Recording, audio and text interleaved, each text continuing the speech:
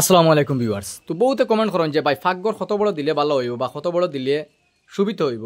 তো আশা করি আজকের ভিডিওটা আপনারা সম্পূর্ণ দেখবা। আমি একটা ফাঁকঘর বানাইছি, আমি আপনাদের দেখাইম, খুব সুন্দর, আপনাদের অনেক ভালো লাগবে। যারা ভাই এতে ফাঁকঘর বানাইতে চাইতে আপনাদের অনেক কিছু বুঝতে পারবা, আইডিয়া পাইবা এই ভিডিওর থাকি যে আপনারা ফাঁকঘর কোন হিসাবে বানাইলে দেখতে সুন্দর হইব বা পরবর্তী আপনারা কামটা কমপ্লিট হয়ে গেলে সুবিধা হইব।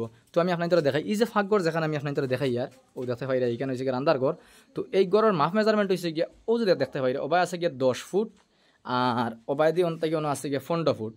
তো 10 ফুট বাই 15 ফুট ফাঁকঘরের ভিতরে আমি আপনাদের দেখাই ও দেখতে পাই একটা খড়ির চুলা, অনেক একটা খড়ির চুলা হইব।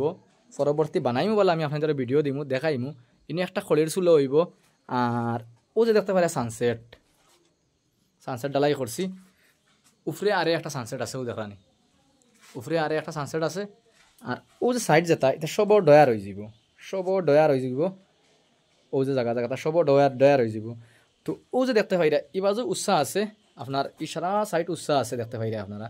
চুলার জায়গা যেখান গ্যাসের চুলা যেন তো হইব, এই চুলার জায়গাটা আমি দিছি ডাউন। চুলার জায়গা ডাউন দিলে বেটিনতে রান্ধিবার অনেক সুবিধা হয়। বহুতে বুঝইন না, ডাইরেক্ট সিধা দিলেন চুলার জায়গা একটা।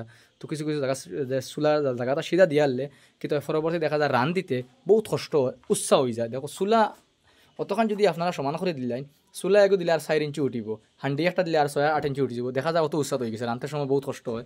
তো ইলা সাফাইয়া যদি চুলার জায়গাটা দেওয়া হয় পরবর্তী আপনার কিন্তু সুবিধা সকল সুন্দরও হইব দেখতে।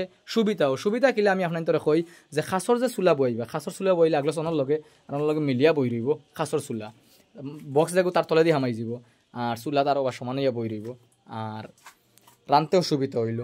তো আশা করি ভিডিওটা ও পর্যন্ত আসিল, কিলা লাগছে আপনাদের কাছে নিশ্চয় কমেন্ট করে জানাইবা। আর ডিজাইনটা ভালো লাগলে আপনাদের শেয়ার করে দিবা আর কমেন্ট করে জানাইবা। ঠিক আছে নি, ভালো থাকবা। আজকের ভিডিও ও পর্যন্ত।